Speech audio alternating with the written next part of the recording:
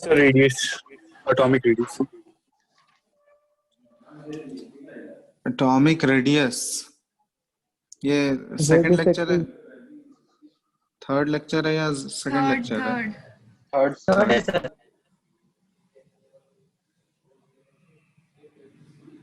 चलो, atomic radius के बारे में हम लोग पढ़ रहे थे ना। एटॉमिक रेडियस में क्या बताए थे? जेड इफेक्टिव का कैलकुलेशन बता दिए थे। Yes sir.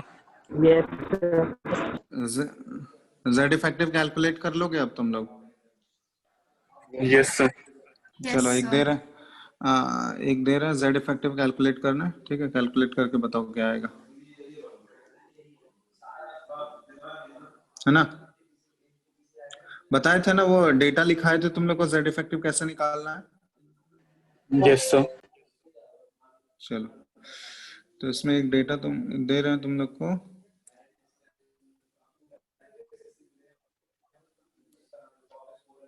डेटा तुमको निकालना है। कैलकुलेट, क्वेश्चन है calculate Z effective of the last electron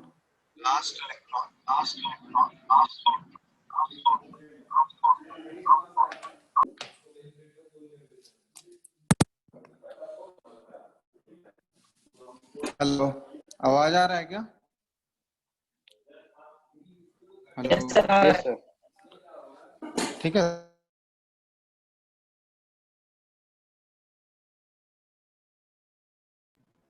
अब नहीं आ रहा है।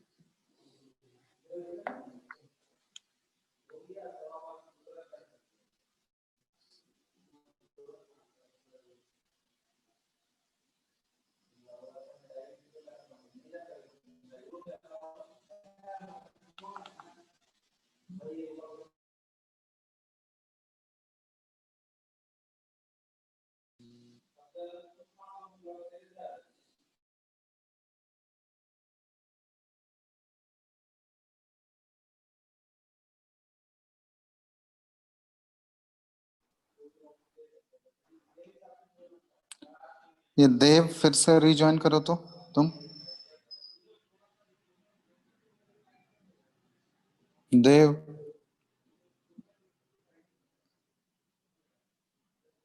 अरे अब कौन होस्ट बन गया? रवि, तुम शिफ्ट करो host. Yes sir. Ravi Varman, host shift कर दो।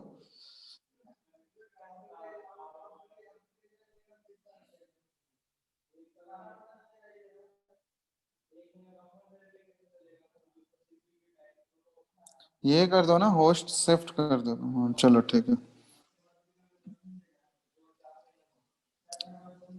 स्क्रीन दिख रहा है आप सबको? Yes sir. चलो हाँ ठीक है। कैलकुलेशन हो गया, जेड इफेक्टिव निकाल लिए कॉपर का, लास्ट इलेक्ट्रॉन ऑफ कॉपर आया किसी का या नहीं? सर अभी तो क्वेश्चन नहीं दिख रहा है। अभी क्वेश्चन ही लिखे हो? यस सर, उस टाइम लास्ट इलेक्ट्रॉन पे जाके रुक गया था। चलो ठीक है। Calculate Z effective of the last electron of copper. ठीक है, जल्दी करो।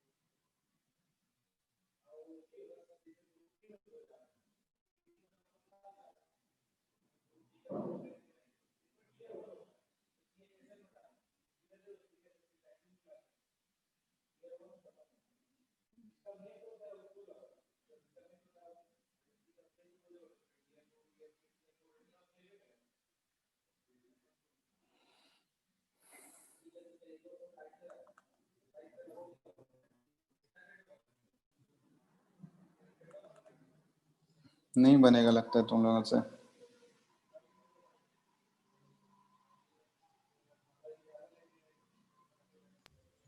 तो इतना टाइम तो नहीं।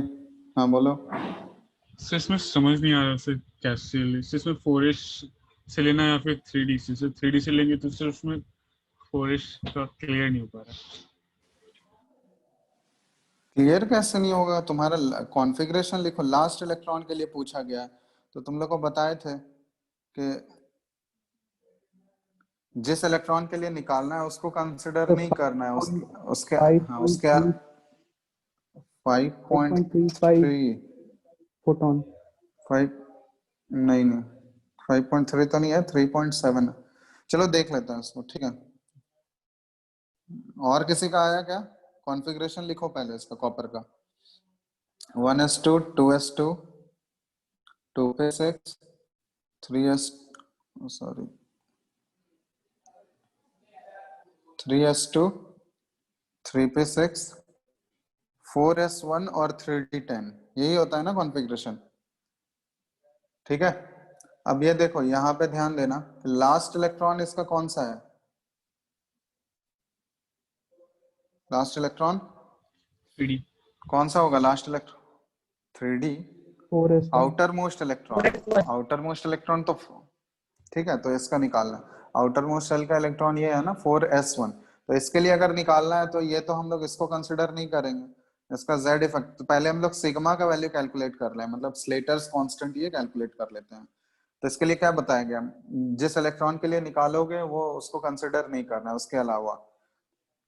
तो उसके अलावा देखो उसके बाद क्या बोला गया कि स्क्रीनिंग इफेक्ट ऑफ एनएस और एनपी का क्या होता है, 0.35 लेते हैं हम लोग। ठीक है। तो एनएस और एनपी मतलब आउटर मोस्ट में तो कोई इसके अलावा कोई इलेक्ट्रॉन है नहीं, तो कोई कंसिडर होगा नहीं।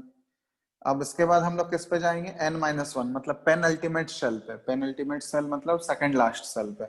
तो पेन अल्टीमेट sp या d इलेक्ट्रॉन्स का कितना लेना होता है वैल्यू? 0.85 लेना होता है। 0.85 ही लेते हैं ना यस। सेकंड लास्ट सेल के लिए। तो सेकंड लास्ट सेल में कितने इलेक्ट्रॉन है देखो तो। सेकंड लास्ट सेल में s में 2 इलेक्ट्रॉन है, p में 6 इलेक्ट्रॉन है और d में कितने इलेक्ट्रॉन्स हैं बताओ? 18 से। डी में 10 इलेक्ट्रॉन हो गए, तो टोटल इलेक्ट्रॉन्स कितने हो गए थर्ड शेल में बताओ? टोटल इलेक्ट्रॉन्स आ गए 18 और 18 इंटू किससे मल्टीप्लाई करना होगा 0.85 0.85 0.85 चलो ये और प्लस अब n-2 ऑनवर्ड्स तुम लोग को बताया गया था कि n-2 ऑनवर्ड्स सारे का स्क्रीनिंग इफेक्ट हमको कितना कंसिडर करना है 1 1 तो n-2 ऑनवर्ड्स कितने इलेक्ट्रॉन मिल गए तो एक तो मिल गया सेकंड सेल में 8 इलेक्ट्रॉन्स हो गए ठीक है 6 और 2 8 इलेक्ट्रॉन्स और फर्स्ट वाले सेल में 2 इलेक्ट्रॉन है तो 8 + 2 10 इलेक्ट्रॉन्स तो 10 × 1 हो जाए ये कितना आ गया मल्टीप्लाई करो तो 18 × 0.85 कितना हो जाएगा 15.3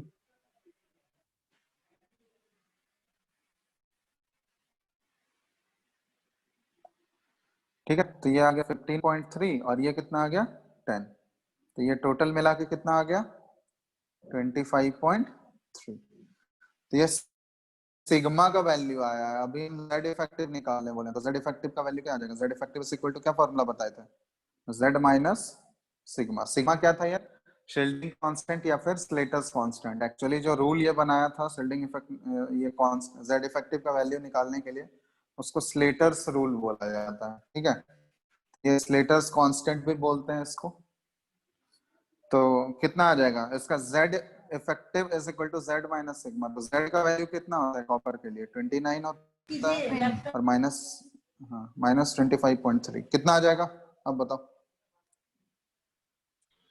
3.7 3.7 तो यही हो गया इसका देख रहे हो ना ये कितना से रिड्यूस हो गया एक्चुअल में अगर हम लोग इलेक्ट्रॉन हाँ बोलो सर n-2 के लिए सर उसमें तो सर 8 ही इलेक्ट्रॉन है ना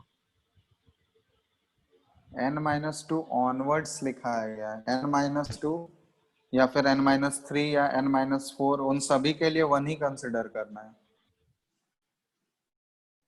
समझ में तो सिर्फ n-2 0.35 इसका कंसीडर करना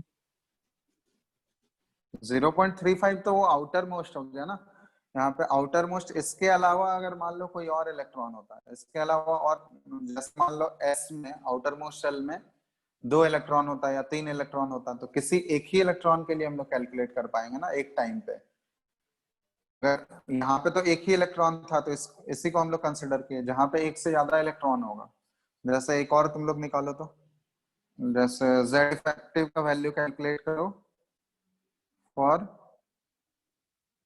लास्ट इलेक्ट्रॉन ऑफ कैल्शियम चलो इसके लिए बताओ तो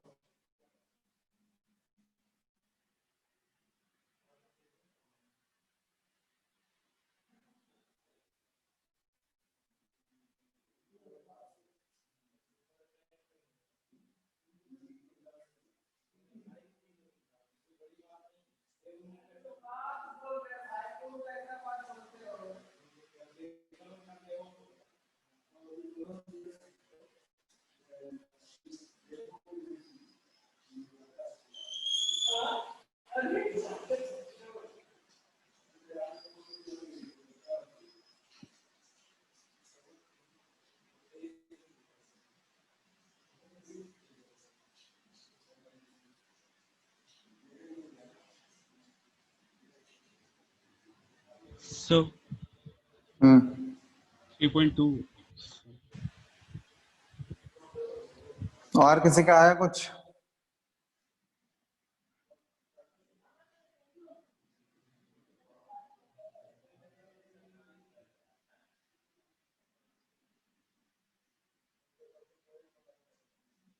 13.2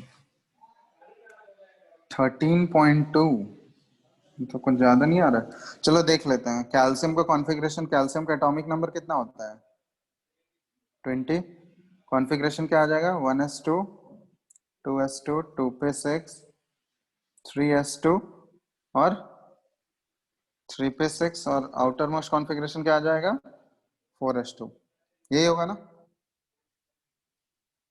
हेलो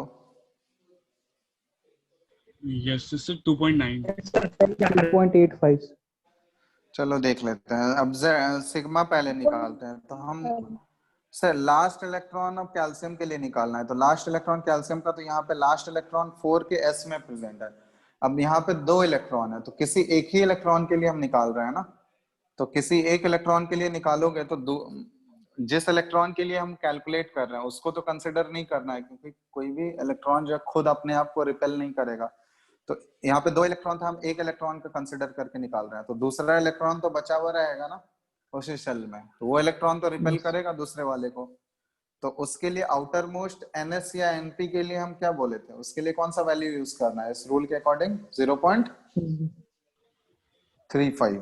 तो 0.35 ये किससे मल्टीप्लाई होगा? 1 इंटू, एक ही इलेक्ट्रॉन बचा अब आउटर मोस्ट में, तो 1 इंटू 0.35 प्लस, अब n माइनस 1 मतलब सेकेंड लास्ट सेल के लिए 0.85 से मल्टीप्लाई करते हैं, तो n माइनस 1 में कितने इलेक्ट्रॉन है? 8. 8 n माइनस 1 8, तो 8 इंटू क्या हो जाएगा? 0.85 85 प्लस, और n माइनस 2 ऑनवर्ड्स क्या बोला गया? 1 से मल्टीप्लाई करना, तो n माइनस 2 ऑनवर्ड्स कितने इलेक्ट्रॉन है? 10 इलेक्ट्रॉन्स। तो 10 इंटू 1, ये कितना आ गया? 0.35 प्लस 8 इंटू 0.85 कितना आ जाएगा?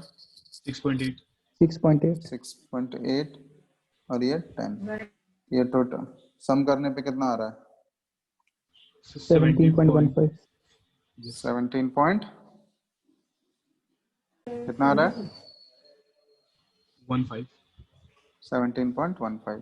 तो अब z इफेक्टिव निकालना है, तो z इफेक्टिव क्या हो गया? z effective is equal to z minus sigma, बस निकाल लो। z का वैल्यू है 20 और माइनस 17.15 कितना आ जाएगा? 85. 85. 2.8 आ गया था सबका इतना? बोलो। Yes sir. चलो ठीक है, तो अब कैलकुलेट कर लोगे ना? एक्चुअली ये कैलकुलेट करने, इसका एप्लीकेशन हम लोग देखेंगे, ठीक है? एक्चुअली ये कैलकुलेट करने नहीं आता है, एग्जाम में अभी तक तो नहीं पूछा गया, बट इसका एप्लीकेशन इंपॉर्टेंट है कि z इफेक्टिव कैसे इम्पैक्ट कर रहा है एटॉमिक साइज को, ठीक है? ये हम लोग देखेंगे। तो टोटल 3 फैक्टर हम लोग पढ़े थे, जो फैक्टर्स एटॉमिक रेडियस को इम्पैक्ट कर रहा था। कौन कौन सा फैक्टर था बताओ तो? कौन कौन सा फैक्टर हम लोग देखे थे लास्ट क्लास में? Z Z effective. हाँ पहला इफेक्टिव था, न्यूक्लियर हाँ यहाँ पे लिख रहे हैं हम 3 फैक्टर जो एटॉमिक रेडियस को इम्पैक्ट कर रहा था। तो पहला था कि atomic radius r is directly proportional to number of shell, number of shell बढ़ेगा तो रेडियस बढ़ेगा। दूसरा, atomic radius is inversely proportional to z effective, क्योंकि z इफेक्टिव अगर इंक्रीज होगा तो एटॉमिक रेडियस क्या होगा? डिक्रीज होगा। और z इफेक्टिव अगर डिक्रीज करेगा, z इफेक्टिव अगर कम होगा तो एटॉमिक रेडियस बढ़ेगा। इनवर्सली रिलेशन होता है। और तीसरा हम लोग देखे थे स्क्रीनिंग इफेक्ट या शील्डिंग इफेक्ट। तो शील्डिंग इफेक्ट से क्या था? डायरेक्टली प्रोपोर्शनल या inversely proportional? Directly proportional. Inversely Directly proportional. Directly proportional, याद है ना? शील्डिंग इफेक्ट जितना ज्यादा होगा, यस ठीक है, शील्डिंग इफेक्ट या फिर स्क्रीनिंग इफेक्ट दोनों सेम चीज है। तो ये लास्ट क्लास में लिखाई भी था स्टेटमेंट कि जितना ज्यादा अच्छा स्क्रीनिंग होगा या शील्डिंग जितना ज्यादा अच्छा होगा, इसका मतलब क्या होगा कि न्यूक्लियस और आउटर मोस्ट के बीच में कम हो गया, और अट्रैक्शन जितना कम होगा उतना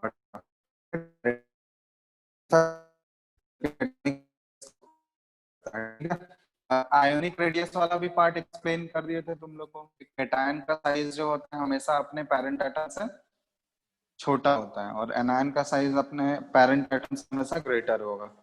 वो जेड इफेक्ट से ही एक्सप्लेन करते हैं, लास्ट क्लास में डिस्कस कर लिए था ना हम लोग। तो आज हम लोग ट्रेंड के बारे में पढ़ेंगे, ठीक है? कैसे ये एटॉमिक रेडियस का वेरिएशन कैसे होता है, ठीक है? पीरियोडिक टेबल में वेरिएशन कैसे होगा। तो trend of atomic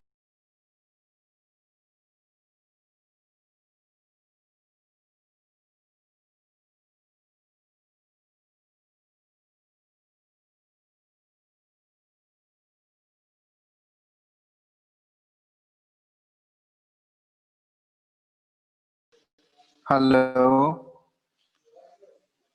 yes sir bar bar disconnect हो जा रहा है। 1 मिनट रुक, आवाज आ रहा है क्या सबको? एक्चुअली बारिश हो रहा है बहुत तेज। देवांशु, कर दिया सर। चलो ठीक है।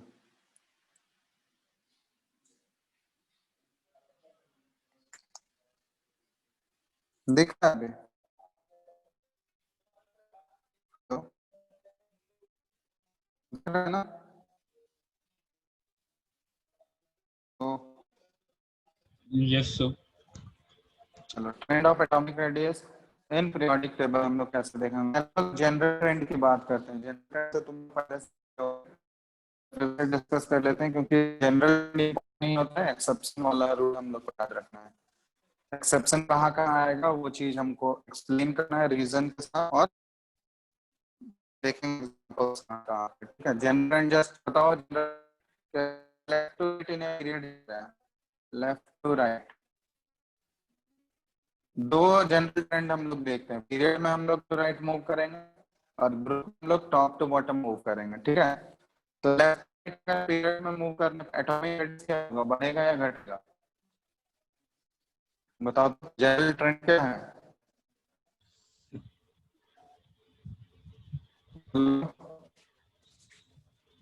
आवाज हेलो, सर डिक्रीज करेगा। डिक्रीज। पूछा तुमसे तो हम लोग बोल सकते हैं एटॉमिक क्या है, डिक्रीजेस। आवाज ठीक से नहीं है। आवाज बिल्कुल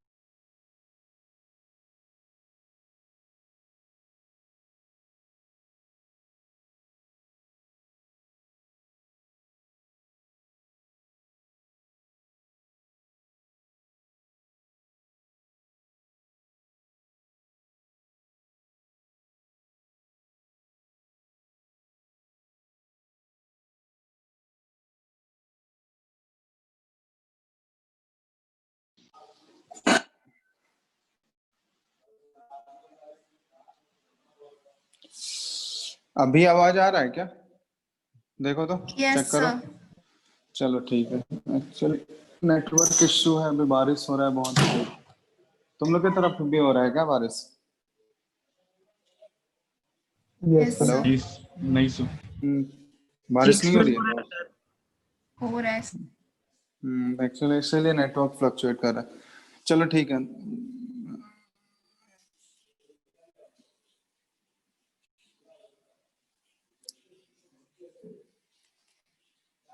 तो ये देखो, हम लोग जनरल ट्रेंड की बात कर रहे हैं, तो जनरली अगर पूछा जाए एटॉमिक, ये 10th में भी पढ़े होंगे तुम लोग, लेफ्ट टू राइट मूव करने पे एटॉमिक रेडियस क्या होता है, पीरियड में लेफ्ट टू राइट जाने पे जनरल ट्रेंड एटॉमिक रेडियस घटेगा। यही चीज अगर तुमसे बॉटम अगर ग्रुप में बोला जाए, टॉप टू बॉटम जानने पे क्या होगा? तो इंक्रीज यहाँ पे होगा। इसका Increases. रीजन, हाँ, टॉप टू बॉटम जाने पे, top to bottom in a group, तो एटॉमिक रेडियस बोलते हैं यहाँ पे, एटॉमिक रेडियस इंक्रीजेस। रीजन क्या बोलते हैं, क्यों एटॉमिक रेडियस बढ़ रहा है ग्रुप में? एन बढ़ रहा। एटॉमिक रेडियस, Number हाँ, of shell. क्योंकि यहाँ पे हम लोग बात करते हैं नंबर ऑफ सेल्स इंक्रीज करता है। जैसे ग्रुप में अगर टॉप टू बॉटम जाओगे ना, तो फर्स्ट ग्रुप के एलिमेंट्स में अगर हम लोग कंपेयर करें, तो उसमें जैसे फर्स्ट ग्रुप में अगर हम लोग चेक कर रहे हैं, तो फर्स्ट ग्रुप में देखोगे लिथियम हाइड्रोजन हो गया सबसे पहले, तो उसमें नंबर ऑफ शेल 1 होगा। लिथियम जाओगे, लिथियम में नंबर ऑफ शेल 2 हो गया। फिर सोडियम में आओगे तो सोडियम में 3 सेल आ जाएगा, पोटेशियम में 4 सेल। तो जैसे जैसे ग्रुप में शेल नंबर नीचे जाते हैं, नंबर ऑफ शेल बढ़ता है, और नंबर ऑफ शेल अगर बढ़ेगा तो एटॉमिक रेडियस इंक्रीजेस।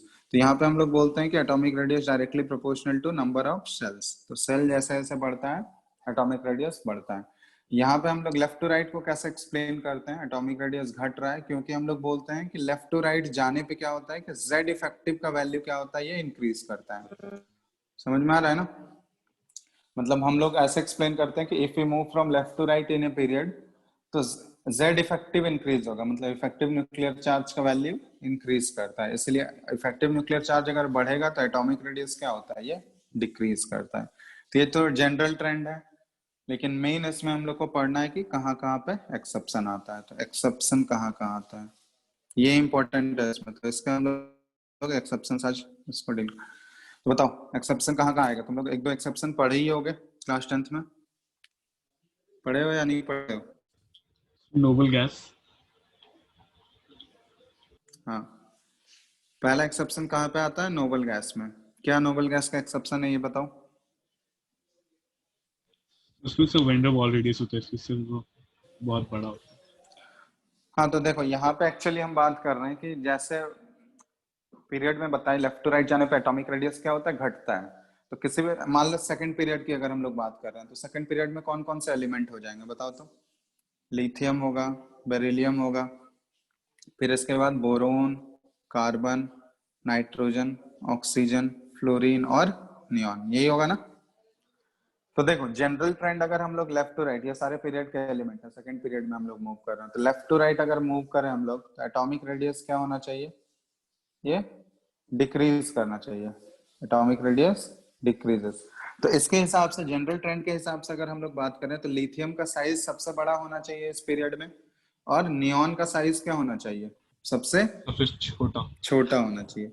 लेकिन एक्चुअली में क्या देखा गया कि यहाँ तक देखो फ्लोरीन तक तो साइज डिक्रीज हुआ, लेकिन नोबल गैस में जैसे ही फ्लोरीन से नियॉन में शिफ्ट किया गया तो इसका नियॉन का साइज क्या हो गया, ये बढ़ जाता है, ठीक है। और ये साइज इतना ज्यादा बढ़ जाता है कि ये लिथियम से भी बड़ा हो जाता है। क्लियर है ना, कि लिथियम का जितना साइज था, ये एक्सपेक्टेड था कि नियॉन का सबसे छोटा साइज होना चाहिए, बट इतना साइज इंक्रीज हो जाता है कि वो लिथियम से भी बड़ा हो जाता है।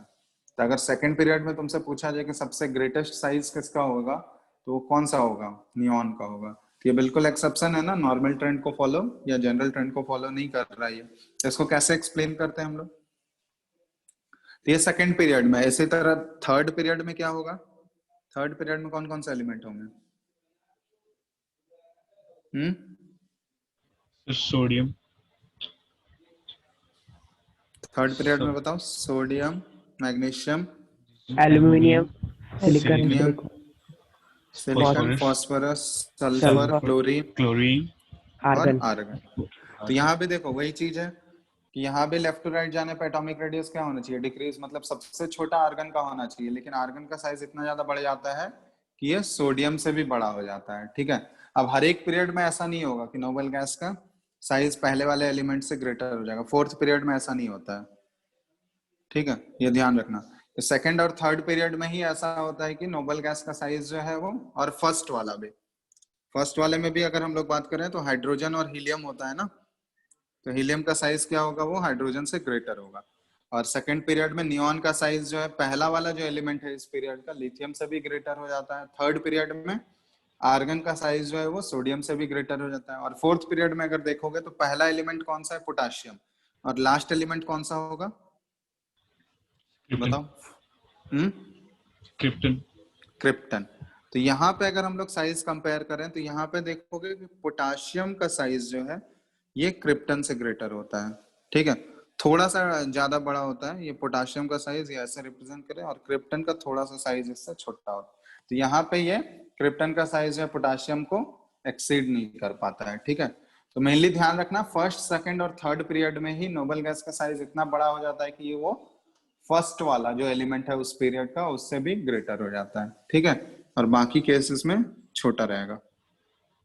सर नियॉन का सर रेडियस से सोडियम से बड़ा रहता है। वो हम लोग वैसे कंपेयर नहीं कर सकते हैं, हम लोग एक पीरियड में कंपेयर कर सकते हैं, समझ में आ रहा है ना। नियॉन और सोडियम को अगर तुमको कंपेयर करना वैसे हम लोग तब Yes, तो sir. फिर कोई दो एलिमेंट बोल देगा, वो हम लोग देख के थोड़ी ना बता सकते हैं जब तक हम लोग के पास प्रॉपर डेटा नहीं है, ठीक है। दूसरे पीरियड का अगर कंपैरिजन करने बोल दिया, कोई भी रैंडमली दो एलिमेंट बोल देगा उसका साइज कंपेयर करने, तो वैसे हम लोग नहीं बोल सकते। हम लोग वेरिएशन एक्चुअली किसी पीरियड में ही हम लोग मूव कर सकते हैं, सेम पीरियड का एलिमेंट होना चाहिए या फिर सेम ग्रुप का होना चाहिए, ठीक है। रैंडमली कोई भी दो एलिमेंट का हम लोग ऐसे नहीं बता सकते हैं, उसके लिए प्रॉपर डेटा का जरूरत पड़ेगा, ठीक है ना, क्योंकि ये सारे एक्सपेरिमेंटली ही आया हुआ वैल्यूज है, ठीक है, देख के कुछ नहीं, पहले एक्सपेरिमेंटली निकाल लिया गया है वैल्यू, उसके बाद वो रीजन देखा गया कि क्यों ऐसा हो रहा है, वो बाद में ट्रेंड एक्सप्लेन किया गया, ठीक है ना। तो रैंडमली अगर कोई भी दो एलिमेंट बोल देगा तो फिर वैसे हम लोग नहीं कर सकते उसको। तो अगर वो या किसी सेम पीरियड में लाई कर रहा है या सेम ग्रुप में लाई कर रहा है तभी हम लोग कंपेयर कर सकते हैं। तो यहाँ पे अगर तुमसे पूछा जाए कि एटॉमिक साइज किसका ज्यादा होगा, पोटाशियम का या क्रिप्टन का, तो इस केस में पोटाशियम का ज्यादा हो जाता है क्रिप्टन से। लेकिन बाकी दोनों केसेस में क्या है, एटॉमिक साइज की अगर बात कर रहे हैं तो लिथियम और नियॉन में किसका साइज ग्रेटर हो गया, नियॉन का साइज ग्रेटर हो गया। और सोडियम और आर्गन में हम लोग कंपेयर कर रहे हैं तो किसका साइज ग्रेटर है, आर्गन का, ठीक है, ये एटॉमिक साइज की बात कर रहे हैं। ठीक है, ये ध्यान देना। चलो तो इसको हम लोग एक्सप्लेन कैसे करते हैं, रीजन क्या बोलते हैं इसका, क्यों नोबल गैस का कॉन्फ़िगरेशन साइज सबसे बड़ा हो जाता है, रीजन क्या लिखते हैं हम लोग, कैसे एक्सप्लेन करते हैं बताओ कोई। So Van der Waals. हाँ, अभी हम लोग एटॉमिक रेडियस में 3 टाइप के रेडियस पढ़े थे, कौन कौन सा रेडियस था, मेटालिक था, कोवेलेंट था, और तीसरा कौन सा था, Van der Van der Waals. Waals. Van der Waal radius. तो ये वहां भी बताए थे तुम लोग को कि वांडरवाल फोर्स जो है बहुत ही वीक फोर्स होता है। तो एक्चुअली वो कहाँ पे एग्जिस्ट करता है, या तो दो मॉलिक्यूल्स के बीच में एग्जिस्ट करेगा या फिर दो नोबल गैस के एटम्स के बीच में, ठीक है। क्योंकि नोबल गैस देखो ऑलरेडी वो खुद ही स्टेबल होता है, तो उसको किसी से कंबाइन करने की जरूरत थोड़ी ना है। तो कोई भी दो नोबल गैस अगर होगा तो उसके बीच में फोर्स ऑफ कांटेक्ट जो होगा वो बहुत ही वीक फोर्स होगा, और उसी फोर्स को हम लोग वांडरवाल फोर्स बोलते हैं। तो यहाँ पे हम लोग ऐसे बोल सकते हैं कि नोबल गैसेस या फिर the atoms of noble gases है वांडरवाल फोर्सेस बिटवीन, ठीक है, ऐसे लिख लो कि the atoms of noble gases have van der Waal force of attraction between them, and hence there exists a van der Waal radius. Exists a van der Waals radius, ठीक है। और van der Waal radius का हम लोग देख चुके हैं कि वांडरवाल रेडियस जो है बाकी तीनों रेडियस से क्या होता है, बाकी दोनों रेडियस उससे सबसे ग्रेटर होता है वांडरवाल रेडियस का साइज।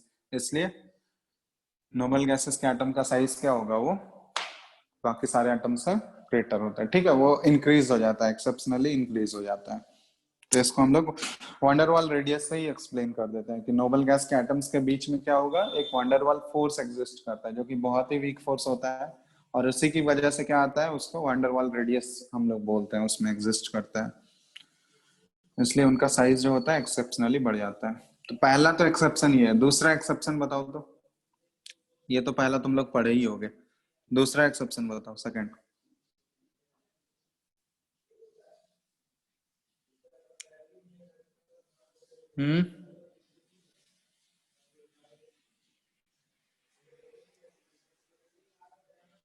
बोलो, पढ़े हो दूसरा एक्सेप्शन?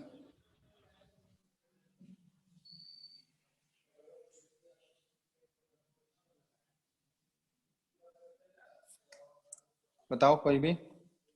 चलो दूसरा एक्सेप्शन जो आता है ये ग्रुप नंबर 13 में आता है। ग्रुप नंबर 13 में कौन कौन से एलिमेंट होंगे बताओ तो। ग्रुप नंबर 13 में आता है बोरोन है पहला एलिमेंट, ठीक है, फिर एल्यूमिनियम है, इसके बाद गैलियम, ठीक है, गैलियम है, उसके बाद इंडियम, ठीक है, और उसके बाद थैलियम होता है, ठीक है। तो ये ग्रुप नंबर 13 के एलिमेंट्स हैं। तो यहाँ पे देखो ये ग्रुप वाला एक्सेप्शन है, वो पीरियड वाला एक्सेप्शन था पहला वाला, दूसरा ग्रुप वाला है। तो ग्रुप में जनरल ट्रेंड के अकॉर्डिंग अगर टॉप टू बॉटम हम लोग आ रहे हैं तो यहाँ पे क्या होगा, एटॉमिक रेडियस इंक्रीज होना चाहिए था। तो यहाँ पे अगर हम लोग ऑर्डर लिखते हैं, ठीक है, तो मेनली ये तीनों में देखो ऑर्डर अगर हम लोग लिखते हैं, जनरल ट्रेंड के ऑर्डर क्या होना चाहिए था, थैलियम का सबसे ज्यादा, फिर इंडियम, इसके बाद गैलियम आना चाहिए था, इसके बाद एल्यूमिनियम, और सबसे लीस्ट किसका होना चाहिए था, बोरोन का। लेकिन इसमें होता क्या है एक्चुअली कि गैलियम का साइज जो होता है ये देखा गया, इन दोनों में एक्सेप्शन है मेनली, गैलियम और एल्यूमिनियम में, बाकी तो इंक्रीज कर ही रहा है, बट गैलियम और एल्यूमिनियम में किसका साइज ग्रेटर होना चाहिए था, गैलियम का। बट यहाँ पे ऑब्जर्वेशन क्या आया कि size of gallium is smaller than that of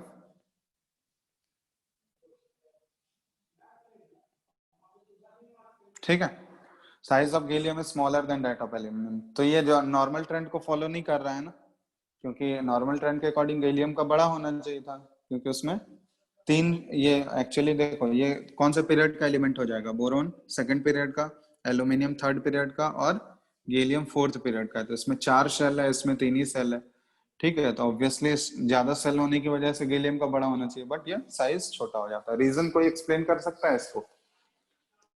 इसको हम लोग शेल्डिंग इफेक्ट से एक्सप्लेन करेंगे। शेल्डिंग पावर तुम लोग को लास्ट क्लास में ऑर्बिटल्स का बताया गया था, याद है? Shielding power of orbital. Amaldeep, Amaldeep, yes sir. Shielding Yes, power sir. Of orbitals बताए थे ना लास्ट क्लास में? ऑर्डर बताओ तो, कौन सा ऑर्बिटल का शेल्डिंग पावर सबसे ज्यादा होता है?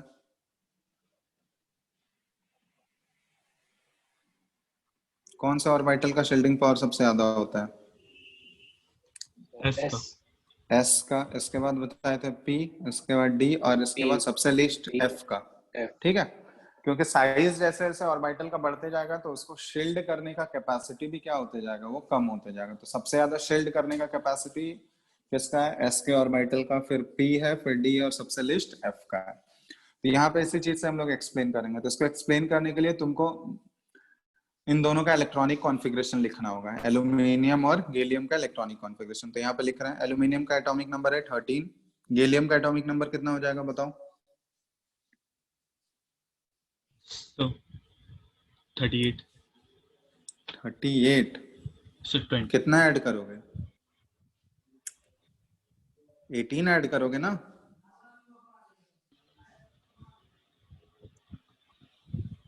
चलो, गैलियम का 31, ठीक है। 13 में 18 ऐड कर दो तो क्या आ जाएगा? चलो, गैलियम का कॉन्फ़िगरेशन क्या आ जाएगा?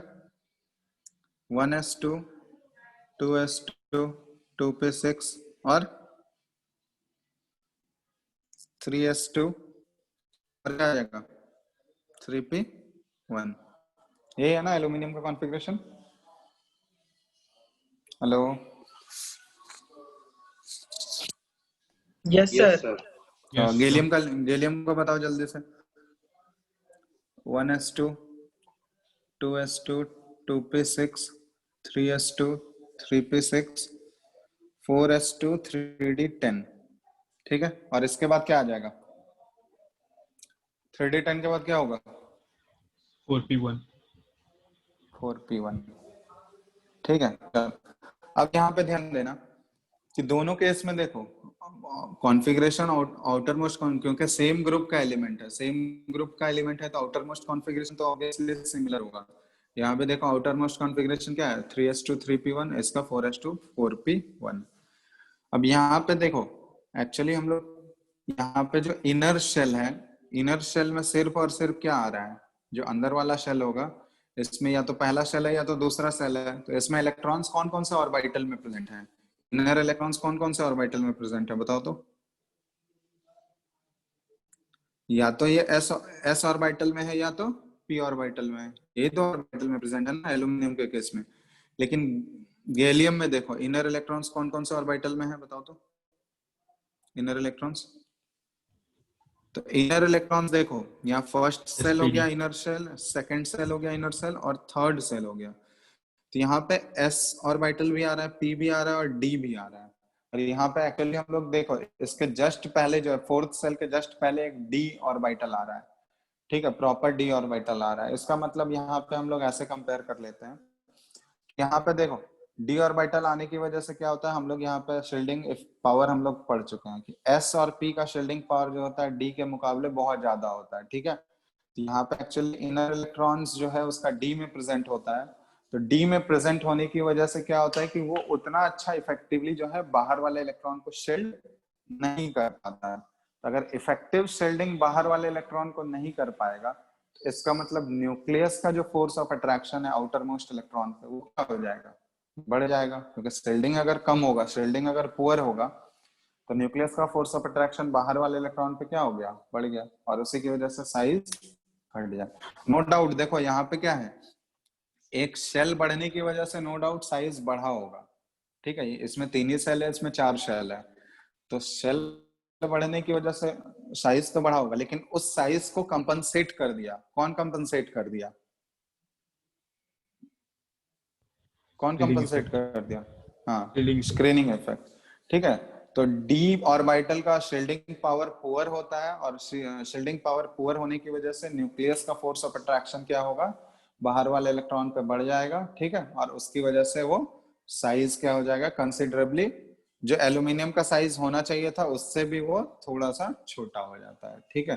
तो ये रीजन होता है। तो इसको हम लोग एक्सप्लेन कैसे करते हैं कि ड्यू टू रीजन अगर तुमसे पूछा जाएगा तो यहाँ पे हाँ बोलो। इसमें कंपेयर कैसे की वो बताएंगे एक बार। कंपेयर ये ऐसे ही कर रहा है ना कि इनर इलेक्ट्रॉन्स इसमें देखो एस और पी में तो है, लेकिन यहाँ पे एक डी में भी आ रहा है इलेक्ट्रॉन, इनर इलेक्ट्रॉन। यहाँ पे तो सिर्फ एस और पी ही इन्वॉल्व है ना, अंदर वाला इलेक्ट्रॉन। तो अंदर वाला तो इलेक्ट्रॉन ऐड अगर हो जाएगा ना सर, डी का जो इफेक्ट है उसमें जो टोटल सिस्टम से ऐड हो जाएगा ना। नहीं वैसे ऐड नहीं करते हम लोग, जस्ट उससे पहले वाला हम लोग कंसिडर करते हैं, क्योंकि जस्ट पहले वाला का रिपल्सन ज्यादा कंसिडर होगा ना। समझ में आ रहा है? जो आउटर मोस्ट सेल होगा उसके जस्ट अंदर वाला शेल, क्योंकि डिस्टेंस डिपेंडेंट होता है ना ये रिपल्सन जो होगा, जैसे जैसे डिस्टेंस बढ़ते जाएगा रिपल्सन का वैल्यू क्या होते जाता है, कम होते जाएगा ना। Yes sir. तो डिस्टेंस डिपेंडेंट होता है। तो इसका जो जो आउटर मोस्ट सेल है उसके जस्ट पहले वाला ऑर्बिटल कौन सा है, पी ऑर्बिटल है। लेकिन यहाँ पे देखो आउटर मोस्ट सेल अगर हम लोग कंपेयर कर रहे हैं तो आउटर मोस्ट सेल इसका फोर्थ सेल है, इसके जस्ट पहले वाला ऑर्बिटल कौन सा होगा, 3 का डी होगा, ठीक है। तो ऑब्वियसली जो जस्ट पहले होता है उसका इफेक्ट ज्यादा प्रोमिनेंट होता है। तो यहाँ पे देखो जस्ट पहले वाला शेल जो पी सबसेल है, लेकिन यहाँ पे डी सबसेल आ रहा है। तो ऑब्वियसली हम लोग शील्डिंग पावर जो कंपेयर करेंगे वो जस्ट पहले वाले शेल का ही हम लोग करते हैं, ठीक है। सारा इफेक्ट ऐसे हम लोग ऐड नहीं कर सकते हैं, समेशन नहीं ले सकते हैं, क्योंकि ये डिस्टेंस डिपेंडेंट होता है, ठीक है। तो ये ध्यान देना। तो जस्ट पहले इसका डी ऑर्बिटल आ रहा है, तो डी ऑर्बिटल आ रहा है और हम लोग डी ऑर्बिटल का शील्डिंग पढ़ चुके हैं कि वो क्या होता है, वेरी पुअर होता है। और शील्डिंग पुअर होने की वजह से न्यूक्लियस का फोर्स ऑफ अट्रैक्शन बाहर वाले इलेक्ट्रॉन पे बढ़ जाएगा और साइज क्या हो जाता है, कंसिडरेबली रिड्यूस हो जाता है। तो यहाँ पे ऐसे लिख सकते हैं हम लोग, due to poor shielding, due to poor shielding effect of d orbitals, ठीक है, the attraction of nucleus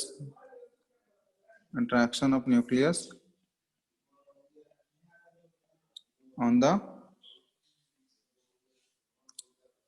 outermost electron increases and hence size decreases, ठीक है। ये रीजन ऐसे हम लोग एक्सप्लेन कर सकते हैं इसको। क्लियर है ना? तो यहाँ देखो नो डाउट सेल बढ़ने से साइज बढ़ा होगा, लेकिन उसको कंपनसेट करके और उसको कम ही कर दिया, ठीक है। कंपनसेट कौन कर देता है, पुअर शील्डिंग इफेक्ट। लेकिन देखो यहाँ पे अब बोलोगे कि जैसे ही हम लोग गैलियम से इंडियम में आएंगे, इंडियम में तो और एफ इसका कॉन्फ़िगरेशन जब लिखोगे तो इसमें तो एफ इलेक्ट्रॉन भी आने लगेगा और भी ज्यादा डी आ जाएगा, आएगा ना। बट यहाँ पे क्या होता है कि हमेशा हम लोग कंपेयर करते हैं, एक्चुअली उन दोनों में हमको रिलेशन निकालना पड़ता है। एक्चुअली ये सारा एक्सपेरिमेंटली ही निकाला गया है, ठीक है। पहले एक्सपेरिमेंटल डेटा इन लोग का देख लिया गया, उसके बाद रीजन निकाला गया कि इसको कैसे एक्सप्लेन करना है। तो यहाँ पे इनमें बोल दिया जाता है कि यहाँ देखो शेल बढ़ने का इफेक्ट जो है, हम लोग दो इफेक्ट को कंपेयर कर रहे हैं। एक शेल बढ़ रहा है तो वो साइज को बढ़ाएगा, लेकिन poor shielding effect of D electron वो साइज को क्या करेगा, कम करेगा। तो यहाँ पे हम लोग डोमिनेटिंग इफेक्ट देखते हैं कि किसका इफेक्ट ज्यादा डोमिनेटिंग है, सेल बढ़ने वाला इफेक्ट ज्यादा डोमिनेटिंग इफेक्ट है या screening poor shielding of D electron वो ज्यादा डोमिनेटिंग है। इस केस में कौन डोमिनेट कर गया, एल्यूमिनियम और गैलियम वाले में कौन डोमिनेट कर गया, बताओ तो कौन सा इफेक्ट डोमिनेट कर गया, पुअर शील्डिंग वाला इफेक्ट डोमिनेट कर गया, क्योंकि नंबर ऑफ शेल बढ़ने वाला डोमिनेट करता तो साइज थोड़ा बहुत बढ़ता ही, लेकिन यहाँ पे पुअर शील्डिंग इफेक्ट वाला फैक्टर डोमिनेट कर गया, इसलिए साइज थोड़ा सा कम हो गया। इन सभी में हम लोग बोलेंगे नो डाउट इसमें भी डी और एफ आएगा, क्योंकि इसका कॉन्फ़िगरेशन जब लिखोगे तो ऑब्वियसली अंदर वाला शेल डी और एफ में आएगा। लेकिन यहाँ पे हम लोग इसको ऐसे बोल देते हैं कि यहाँ पे ज्यादा डोमिनेटिंग इफेक्ट किसका हो जाता है, शेल बढ़ने वाला इफेक्ट ज्यादा डोमिनेटिंग हो जाता है, ठीक है। इसलिए यहाँ पे साइज क्या हो जाता है, थोड़ा बहुत इंक्रीज होता है। अब ऐसा हम लोग बोल सकते हैं कि जिस रेशियो में बढ़ना चाहिए था उतने रेशियो से वो नहीं बढ़ेगा, जिस स्पीड से ही, जैसे ही बोरोन एल्यूमिनियम, ठीक है, इनमें जितना डिफरेंस था वो डिफरेंस उतना यहाँ पे नहीं मिलेगा तुमको, ठीक है। जैसे डेटा यहाँ पे अवेलेबल है, देखो यहाँ पे खुद से भी देख सकते हो। जैसे बोरोन का एटॉमिक साइज है ये, पिकोमीटर में है ये डेटा, ठीक है। तो 0.8 है यहाँ पे, और एल्यूमिनियम का देखोगे ये 1.25 है, और गैलियम का जो है ये अप्रोक्सीमेटली 1.23 के आसपास है, ठीक है। एग्जैक्टली हम लोग बोलते थोड़ा सा छोटा होता है, ठीक है, यहाँ पे। और इसके बाद देखोगे इंडियम का जो है ये 1.50 है, और थैलियम का देखो 1.55 है। तो दिख रहा है ना, शुरुआत में जितना डिफरेंस है उतना डिफरेंस नीचे दिख रहा है क्या हमको, नीचे वाले एलिमेंट में? बोलो। No sir. ठीक है, नो तो सर। हम लोग ऐसे बोल सकते हैं कि जितने रेशियो से उसको डिक्रीज होना चाहिए था उतने रेशियो से वो जितना रेशियो से इंक्रीज होना चाहिए था उतने रेशियो से वो इंक्रीज नहीं कर पाएगा, ठीक है। और थोड़ा सा वो क्या हो जाता है, रेशियो धीरे धीरे कम होते जाएगा, डिफरेंस जो होगा ना वो कम होते जाएगा, ठीक है। तो एक्चुअली यहाँ पे हम लोग दो डोमिनेटिंग इफेक्ट से कंसिडर करते हैं। यहाँ पे मोस्टली एक्सेप्शन जो है एल्यूमिनियम और गैलियम वाले में ही देखा जाता है, ठीक है। तो यहाँ पे ध्यान देना, क्वेश्चन एल्यूमिनियम और गैलियम वाले से ही पूछा जाएगा तुमसे।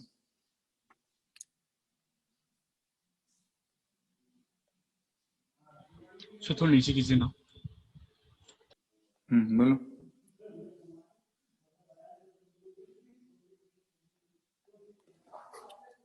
ठीक है, कोई डाउट है इसमें किसी को?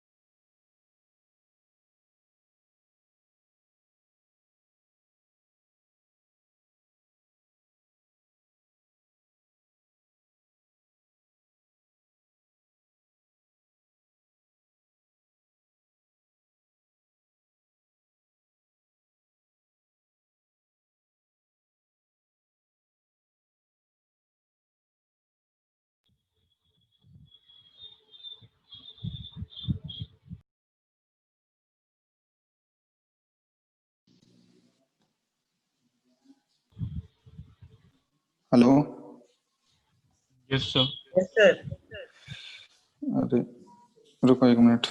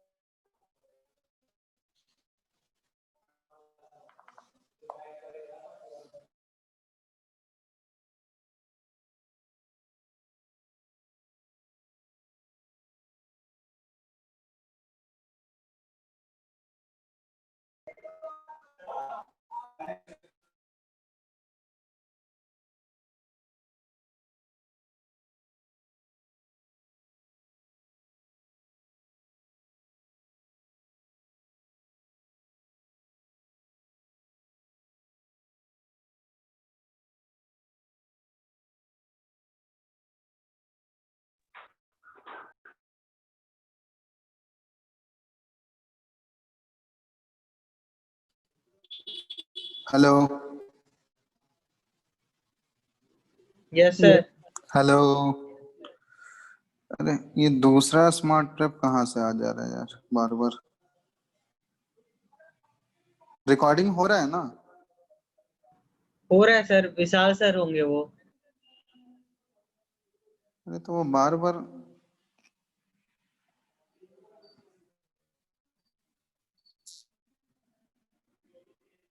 चलो ठीक है, स्क्रीन दिख रहा है ना? विजिबल है को? सर अभी लोड ही हो रहा है स्क्रीन। लोड ही हो रहा है, अभी नहीं आया है, देखो तो। अभी आया नहीं है सर, आ रहा आवाज है। कट रहा है। दिखना चाहिए यार, दिख रहा होगा, देखो तो। आ गया? हाँ सर, अब आ गया। चलो, रेडियस ऑफ 3D एलिमेंट्स के बारे में हम लोग पढ़ रहे हैं। 3D एलिमेंट्स मतलब क्या? हम लिख रहे हैं ये 21 से 30 एटॉमिक।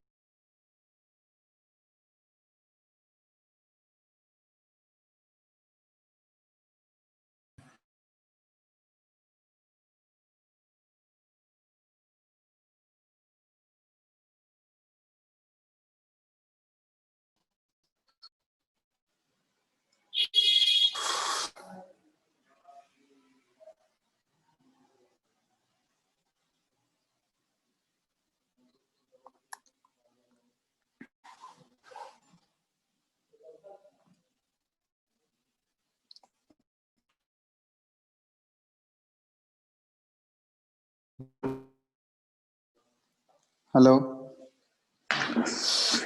बार बार डिस्कनेक्ट हो जा रहा है, रुको 1 मिनट। लगता है क्लास नहीं होने देगा।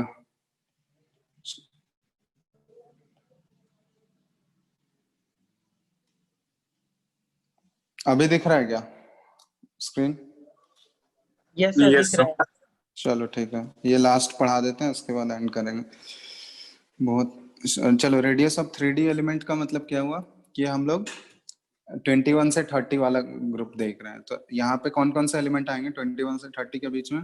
एटॉमिक नंबर स्कैंडियम होता है, titanium, vanadium, chromium, manganese, Fe, cobalt. याद है कि नहीं तुम लोगों को? यस निकल, निकल, फिर कॉपर, और उसके बाद जिंक। जिंक। ठीक है, तो इस इन सभी का हम आउटर मोस्ट कॉन्फ़िगरेशन जस्ट लिख रहे हैं। तो स्कैंडियम का आउटर मोस्ट कॉन्फ़िगरेशन लिखोगे क्या आता है? 4s2 3d1, है ना? टाइटेनियम का लिखोगे 4s2 3d2।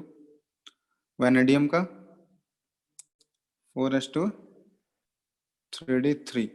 क्रोमियम का कॉन्फ़िगरेशन लिखोगे क्या आ जाएगा? बताओ। क्रोमियम एक्सेप्शन वाला है तो ढंग से बताना। 4s1 3d10 3d10 5 क्या बोल। चलो ये इधर थोड़ा सा लिख देते हैं। 4s2 3d3। क्रोमियम का आ जाएगा 4s1 3d5। और मैंगनीज का क्या आ जाएगा? 4s2 3d5। ठीक है, ये डिफरेंस है। आयरन का क्या आ जाएगा?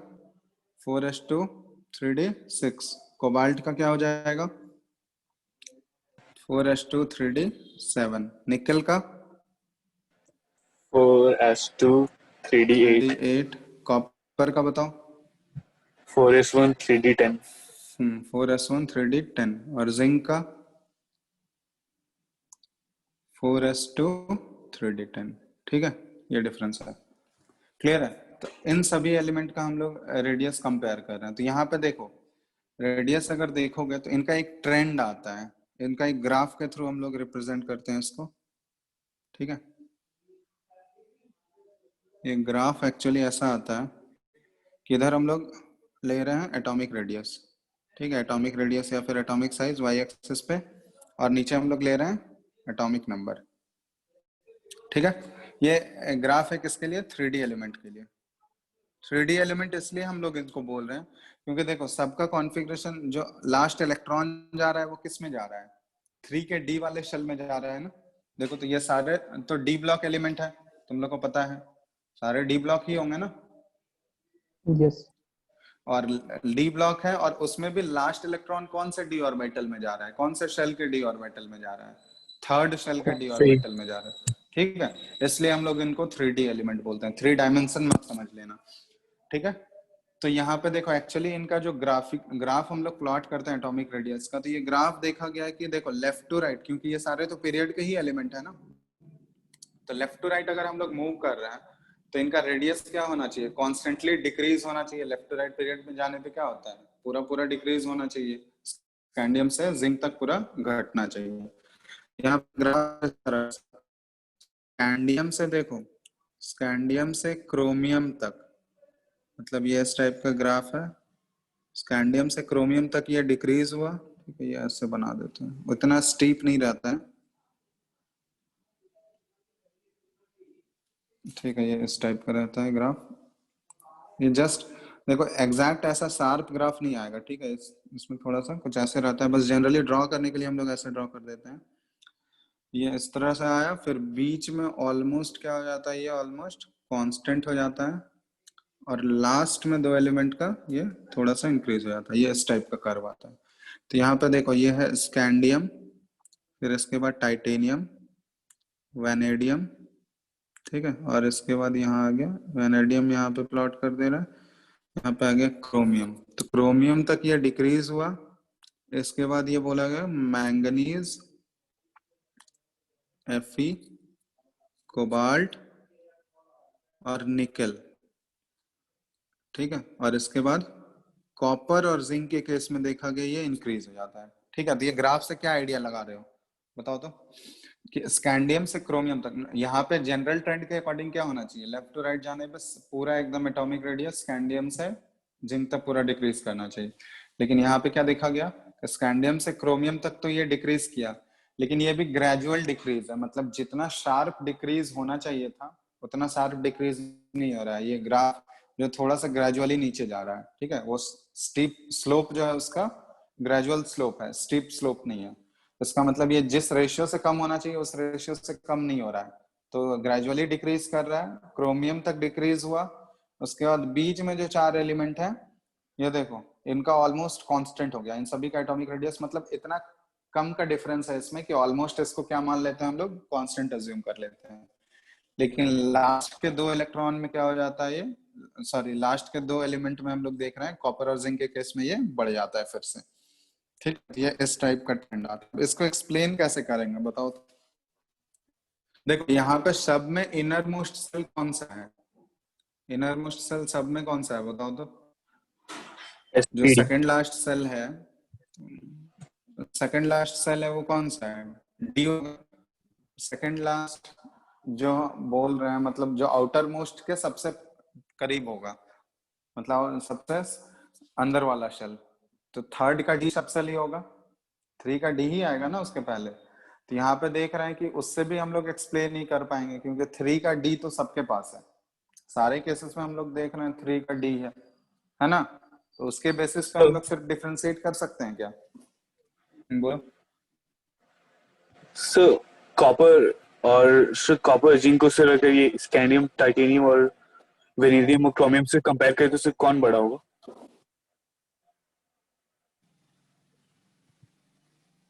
कॉपर और सर कॉपर और जिंक में से उसका पोजीशन क्या होगा सर?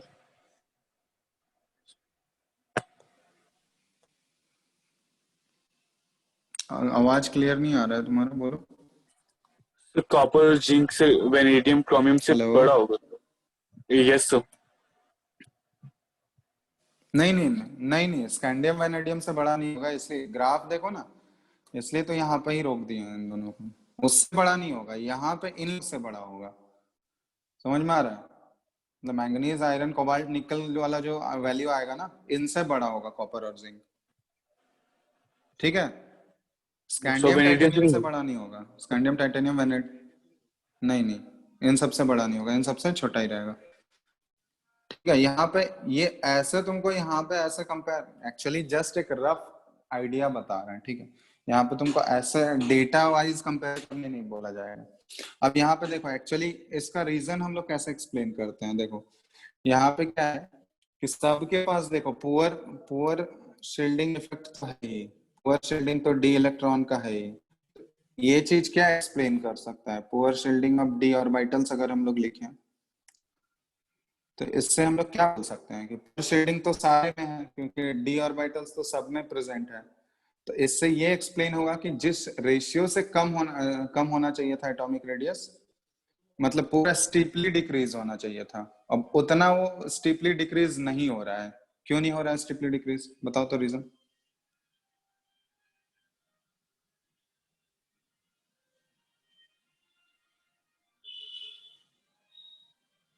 बता सकता है कोई? सर आवाज आना बंद हेलो, हो गया था। तो इन इलेक्ट्रॉनिक कन्फिगरेशन एक्सेप्शन की वजह से। आवाज आना बंद हो गया, अभी आ रहा है क्या? Yes sir. हाँ बोलो, इसमें ग्राफ का नेचर ऐसा क्यों आ रहा है, एक्सप्लेन करो तो कोई भी।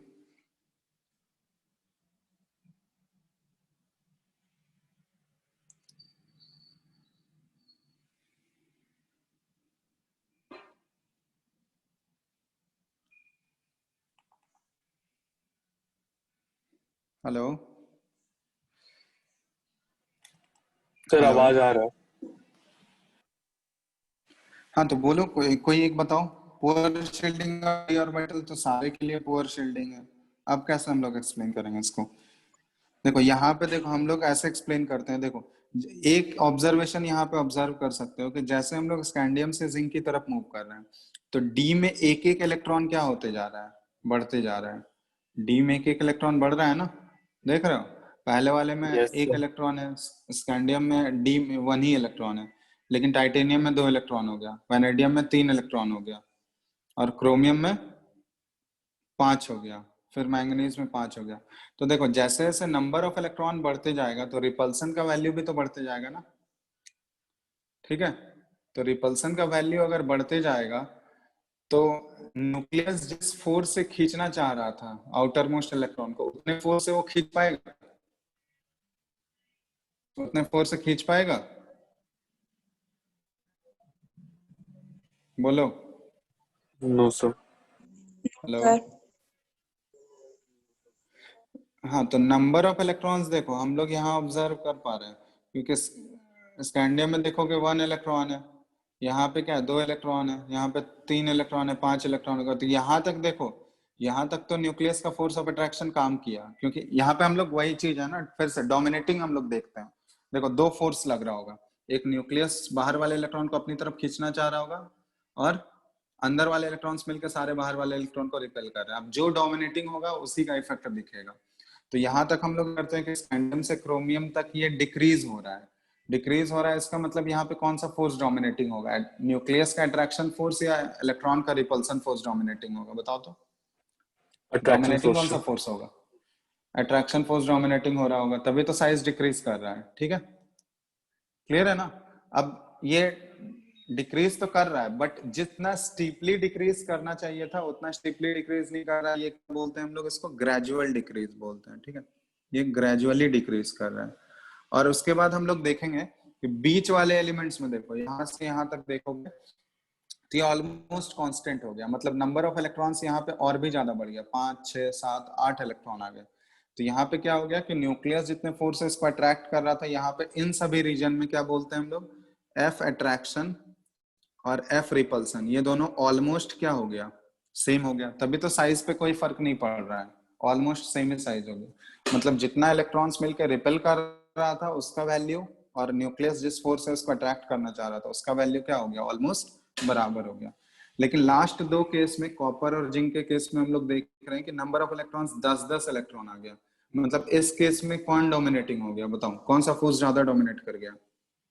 एफ रिपल्सन वाला फोर्स ये रिपल्शन। ज्यादा डोमिनेट, हाँ ज्यादा डोमिनेट किस पे कर गया, एफ अट्रैक्शन पे, ठीक है? इसलिए यहाँ पे क्या होता है कि लास्ट 2 केसेस में साइज, नंबर ऑफ इलेक्ट्रॉन्स इतना ज्यादा बढ़ गया कि ये रिपल्सन फोर्स डोमिनेट कर गया, इसलिए यहाँ पे साइज बढ़ गया।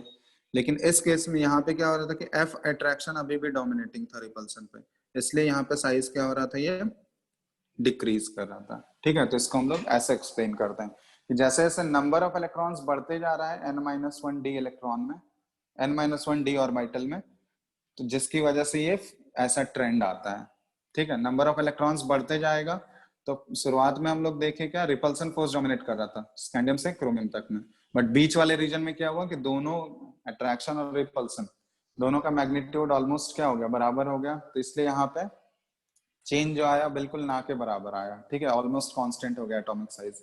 और उसमें लास्ट 2 में नंबर ऑफ इलेक्ट्रॉन्स इतना ज्यादा बढ़ गया कि एटॉमिक साइज क्या हो जाता है, वो बढ़ जाता है, ठीक है। तो ये ट्रेंड है, ये 3D का है। नेक्स्ट क्लास में हम लोग 4D और भी एक्सेप्शंस डिस्कस करेंगे। आज नेटवर्क का इशू आ रहा है, ठीक है। तो यहाँ इसमें कोई डाउट है किसी को, देख लो तो एक बार। हाँ बोलो, hello hello yes sir. Hello, ठीक है। चलो इससे रिलेटेड डाउट जो भी होगा वो नेक्स्ट क्लास में क्लियर करते हैं इसको, ठीक है। आज मुझे बहुत इसमें प्रॉब्लम हो रहा है, तो नेक्स्ट क्लास में इसको फिर से एक बार एक्सप्लेन कर देंगे और आगे भी बहुत सारा एक्सेप्शंस बताना है, ठीक है। क्लियर है ना? तुम लोग क्या जो टेस्ट है संडे को उसमें एटॉमिक स्ट्रक्चर तक ही आ रहा है, पीरियोडिक टेबल नहीं आ रहा है, ठीक है ना। तो एटॉमिक स्ट्रक्चर ही प्रिपेयर कर लेना अच्छे से, क्लियर है ना? Yes sir. यस चलो ठीक है, चलो नेक्स्ट क्लास में करते हैं इसको आगे, ठीक है। Thank you sir. हाँ, ठीक है, चलो thank you. Thank you, and sir. कर रहे हैं।